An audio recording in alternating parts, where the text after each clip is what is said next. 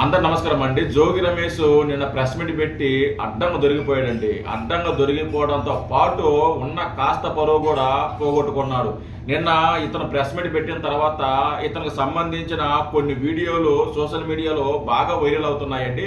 ముఖ్యంగా ఈ జోగి రమేష్ మాజీ ప్రియురాలంట. ఆవిడ వీడియో బాగా సర్క్యులేట్ అవుతోంది.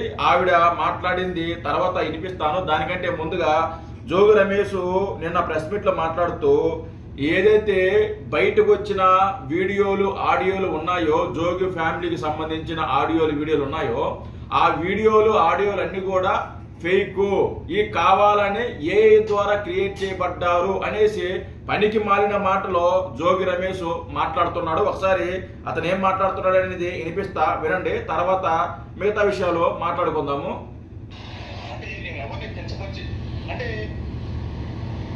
ఒక మాట ఆ పాప చెప్తే దానిని చిలవల పరంగా ఫేక్ వీడియోలు, ఫేక్ ఆడియోలు ఏఐ ద్వారా సృష్టించి ఈ విధంగా చేయటం మీకు న్యాయమా అని అడుగుతాం. సిగ్గుండాలరా జోగి రమేష్ ఈ మాట మాట్లాడేదానికి. ఏది ఏఐ వీడియోలు, ఏది ఫేక్ వీడియోలు? మీ ఫ్యామిలీ మొత్తం ఉన్నారు ఆ వీడియోలలో, మొత్తం ఉన్నారు. ఏ ద్వారా క్రియేట్ చేయబడ్డదైతే ఒక్క ముఖము రెండు ముఖాలు మేనేజ్ చేయగలుగుతాము, అంతేనా? అది కూడా క్లియర్గా తెలిసిపోద్ది ఇది ఏఐ వీడియో లేకపోతే ఒరిజినల్ వీడియో అనేది. మనం వీడియో చూస్తే అర్థమవుద్ది. ముఖాలు కొద్దిగా మారిపోతాయి, హావభావాలు మారిపోతాయి, వాయిస్ అనేది ఏఐకి సంబంధించిన వాయిస్ వస్తుంది. ఓకే, ఒరిజినల్ వాయిస్ రాదు, ఏఐకి సంబంధించిన ఆ వాయిస్ వస్తుంది. ఎట్టి పరిస్థితుల్లో సరే ఏఐ ద్వారా క్రియేట్ చేయబడ్డ ఆడియోలు కానీ వీడియోలు కానీ ఎట్టే కనిపెట్టచ్చు ఎవరైనా సరే. చిన్న పిల్లోడికి ఇచ్చి ఇది ఒరిజినల్ వీడియోనా లేకుంటే ఏఐ ద్వారా క్రియేట్ చేయబడ్డ వీడియోనా అని చిన్న పిల్లోడికి చూపిస్తే చిన్న పిల్లోడు కూడా క్లారిటీగా చెప్తాడు ఇది ఏఐకి సంబంధించిన వీడియో, ఏఐకి సంబంధించిన ఆడియో అని చెప్పేసి చాలా క్లియర్గా చెప్తాడు. ఈరోజు అడ్డంగా దొరికిపోయింది కాక, తప్పు చేసింది కాక, నీ కోడల్ని చంపాలని ప్రయత్నించింది కాక, వరకట్నం వేధించింది కాక, అడ్డమైన తప్పులు చేసింది కాక, ఈరోజు ప్రెస్ మీట్ పెట్టి ఇది ఏఐ వీడియోలు, ఇది ఫేక్ వీడియోలు అని మాట్లాడడానికి సిగ్గు లేదా నీకు? ఏమి జోగి రమేష్ సిగ్గు లేదా? అరే చాలా క్లియర్గా ఉన్నాయి ఆడియోలు వీడియోలు అన్ని క్లియర్గా ఉన్నాయి. సరే అది పక్కన పెట్టు. మీ కోడలు మేఘన చెప్పింది కదరా, మీ కోడలు మేఘన చెప్పింది కదరా, మమ్మల్ని చంపాలని చూశారు, నన్ను మేడ మీద నుంచి బాల్కనీ నుంచి దోసేయాలని చూశారు,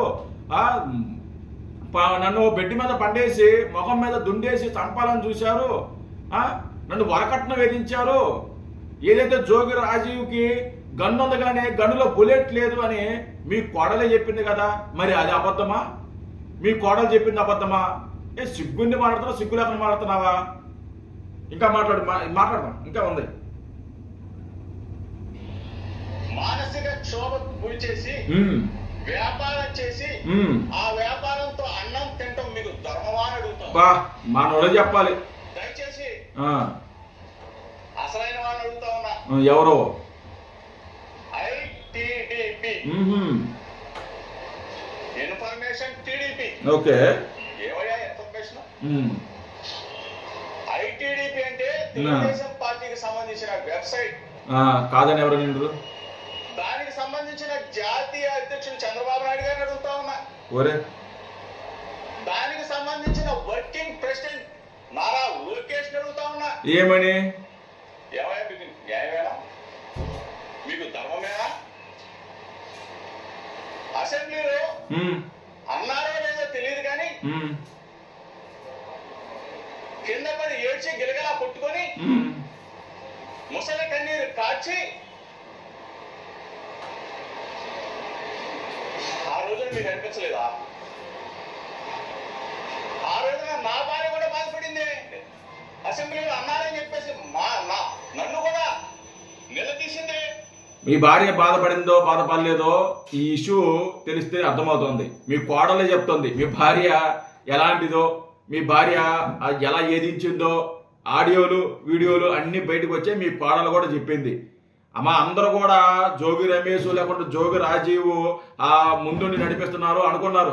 కాదు, దీని వెనకాల ఉన్నది అసలు సూత్రధారి, పాత్రధారి, అసలు హస్తం ఉన్నది మీ భార్యదని బయట ఆడియోలు వీడియోలు సర్క్యులేట్ అవుతున్నాయి. బయట జనాలు కూడా మాట్లాడుకుంటున్నారు. అలాంటి వ్యక్తి చంద్రబాబు నాయుడు గారిని అవమానిస్తే మీరు బూతులు తిడితే మీ భార్య బాధపడిందా?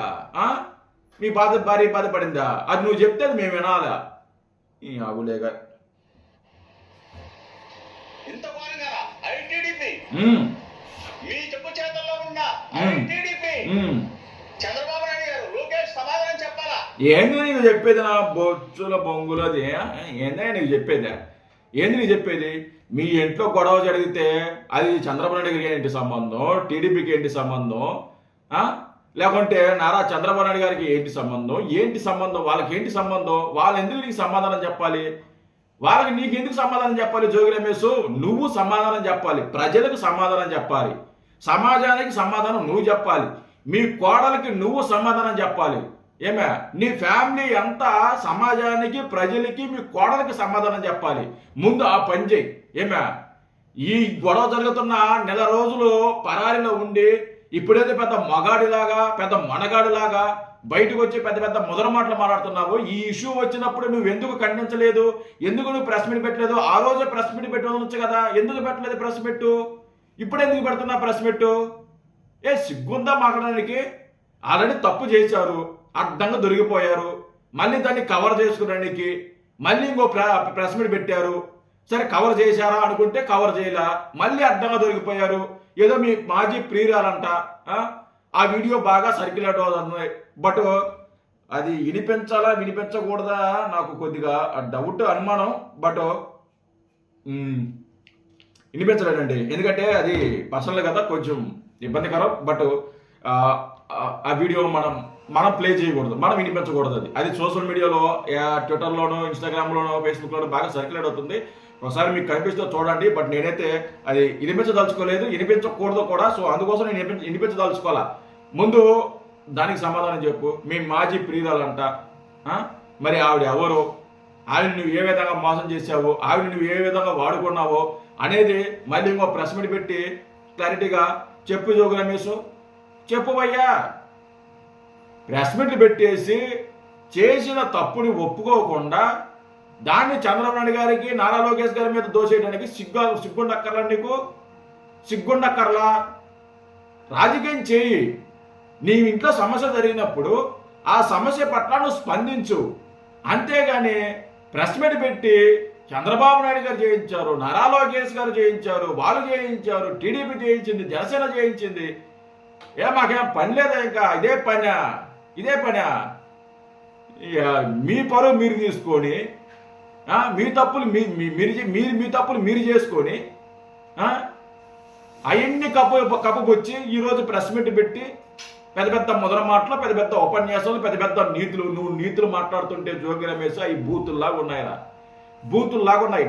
నువ్వు నీతులు మాట్లాడబాకు. నీకు నీతి నిజాయితీ నువ్వు ఒక మనిషి అయి ఉంటే చంద్రబాబు నాయుడు గారి కుటుంబ సభ్యుల గురించి, నారా లోకేష్ గారి కుటుంబ సభ్యుల గురించి, పవన్ కళ్యాణ్ గారి కుటుంబ సభ్యుల గురించి నువ్వు మాట్లాడి ఉండవు. మీ భార్య అంత మంచిదే అయితే, అంటే ఇతరులను తిడితే బాధపడే మనస్తత్వం మీ భార్య ఏదైతే చంద్రబాబు నాయుడు గారిని తిట్టినప్పుడు, నారా లోకేష్ గారిని తిట్టినప్పుడు, పవన్ కళ్యాణ్ గారిని తిట్టినప్పుడు ఆ రోజు నిన్ను ఖండించాలి, ఆ రోజు నిన్ను తిట్టుండాలి. ఆ రోజు మీ భార్య నిన్ను ఖండించిందా? మీ భార్య తిట్టిందా? లేదు కదా. మీరేదో శుద్ధపోసలాగా, మీరేదో పత్తి గింజల్లాగా పెద్ద పెద్ద మొదల మాటలు మాట్లాడుతున్నావు, నీతులు మాట్లాడుతున్నావు. అవులే, సిగ్గు లేకుండా బుద్ధిగా చేసిన తప్పు ఒప్పుకో. తప్పు అయిపోయింది, మరొకసారి జరగదు. మా వల్ల తప్పు జరిగిపోయింది, మేము దీనికి బాధ్యత వహిస్తున్నాము, మేము చట్టపరంగా మేము ఏ శిక్షకైనా మేము తల ఒగ్గుతాము అని తప్పు ఒప్పుకొని ప్రజల్లోకి వెళ్ళరా. కొద్దిగా నీ మీద గౌరవం పెరుగుద్ది.